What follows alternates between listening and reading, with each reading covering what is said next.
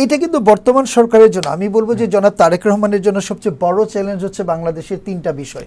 একটা হচ্ছে দুর্নীতি দমন করা, একটি হচ্ছে মাদক নিয়ন্ত্রণ করা এবং আরেকটি হচ্ছে বিদেশে অর্থ পাচার রোধ। আমরা যদি আজকে আলোচনার বিষয়বস্তু হচ্ছে আপনার কিশোর গ্যাং, এবং কিশোর গ্যাংয়ের সঙ্গে কিন্তু বড় একটি বিষয় জড়িত, সেটা হচ্ছে মাদক। সো এরা কিন্তু মাদকে আসক্ত বলেই এবং মাদকের সঙ্গে জড়িত বলেই কিন্তু তাদের হাতে অর্থ আসে। আপনি দেখবেন তাদের হাতে কিন্তু যথেষ্ট পরিমাণে অর্থ সম্পদ থাকাতে প্রত্যেকেই বাইক ব্যবহার করছে, দোকানে বসে চা খাচ্ছে, আড্ডা দিচ্ছে, সবার সম্মুখে ধূমপান করছে, আপনাকে যা ইচ্ছা তাই বলছে। আপনি যদি কোনো একটি কথা বলছেন, মুখের উপরে বলছে যে রাস্তাটিকে তোমার বাবার কিনা, আমি আমার বাবার টাকায় খাই, তোমার তাতে কি যায় আসে, মানে অকথ্য ভাষায় আপনার সঙ্গে কোনো কারণ ছাড়াই জড়িয়ে যাচ্ছে। সামাজিক অবক্ষয়টা এমন পর্যায়ে গিয়েছে, আমরা যখন ছোট ছিলাম আমাদের পাড়ার যে চাচারা কিংবা পাড়ার মুরব্বীরা আমাদেরকে শাসন করতেন, এই মাগরিবের আজান দিয়েছে, একটা পাখিও কিন্তু ঘরে ফিরে যায় সন্ধ্যায়, গো বাসায় চলে যাও। এখন কিন্তু আমি এই কথাটা বলতে ভয় পাই। এই জন্য ভয় পাই যে আমি যদি বলে বসি যে বাবা সন্ধ্যা হয়েছে তুমি এখানে কি করো, মুখের উপরে বলে বসবে আমি এখানে কি করি না করি তোমার বাপের কি যায় আসে। কারণ হচ্ছে কি, আপনি যে তাকে একটা শাসন করবেন সেই সুযোগটাও নাই, কারণ তার পিছনে কিন্তু রাঘব বোয়ালরা রয়েছে। আপনি যেটি বলছিলেন যে বিভিন্ন প্রকারের রাজনৈতিক নেতৃবৃন্দ কিংবা জনপ্রতিনিধি। এখন আমাদেরকে যেটি করতে হবে, জনাব তারেক রহমানকে যেটি করতে হবে, কঠোরভাবে সমস্ত জনপ্রতিনিধিদেরকে জবাবদিহিতার আওতায় নিয়ে আসতে হবে এবং প্রত্যেকটা উপজেলা লেভেলের, থানা লেভেলের থানার যিনি সার্কেল অফিসার কিংবা ওসি, তাকে জবাবদিহিতার আওতায় নিয়ে আসতে হবে। ইউনোকে জবাবদিহিতার আওতায় নিয়ে আসতে হবে যে তুমি যে 2 বছর ছিলা একটা উপজেলার দায়িত্বে, তুমি কতটুকু মাদক নিয়ন্ত্রণ করতে সমর্থন হয়েছ, কিশোর গ্যাং তোমার এলাকায় কি করে তৈরি হলো এবং সেটাকে নিবারণের জন্য তুমি কি কি উদ্যোগ গ্রহণ করেছিলা। জবাবদিহিতার আওতায় শুধু আমি আপনি কেন আসবো, আমরা রাজনীতিবিদরাই কেন শুধুমাত্র জবাবদিহিতারা আসবো এবং প্রতি 5 বছর পর পর পরীক্ষায় উত্তীর্ণ হতে হবে।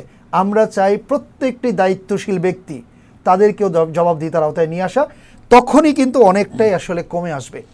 আপনি জনাব ইয়ার খান, আমরা নিশ্চয়ই আপনি জানেন যে আমি বেশ কয়েকবার বিভিন্ন জায়গায় বলেছি, দেখেন বা আমাদের একটা প্রবাদও আছে, সমাজে খারাপ লোকের কারণে বিশৃঙ্খলা সৃষ্টি হয় না, ভালো লোকের নীরবতার কারণে।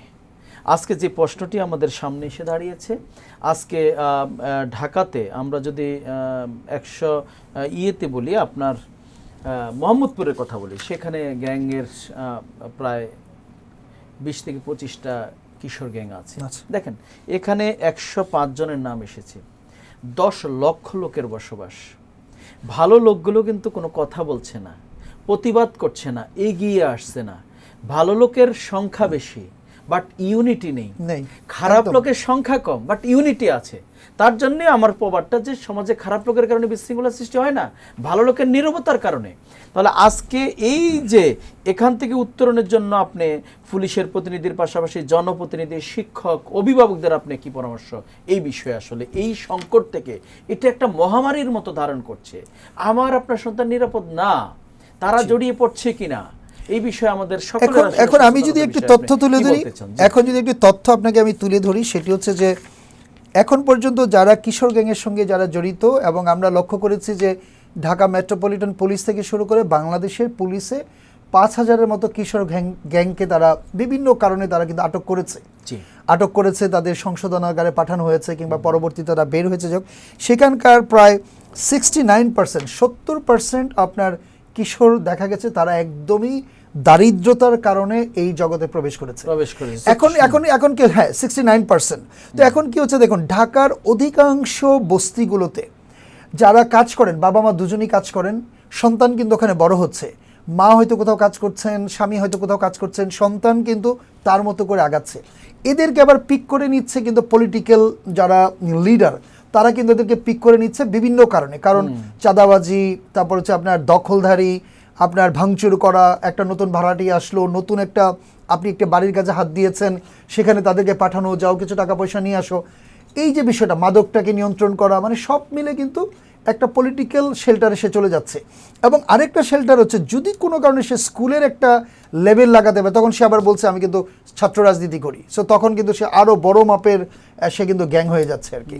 সো আরেকটি প্রবলেম যেটা হচ্ছে, সেটি হচ্ছে যে আপনি লক্ষ্য করে দেখবেন যে এই যে আমাদের মানে আটকে পড়া পাকিস্তানি যারা মহান মুক্তিযুদ্ধের সময় যারা বাংলাদেশের স্বাধীনতা চায়নি, যে সমস্ত মিরপুর, এক্স্যাক্টলি আপনি যেটা পয়েন্ট আউট করেছেন, এদের কিন্তু আমরা কোনো নাগরিকত্ব দেইনি।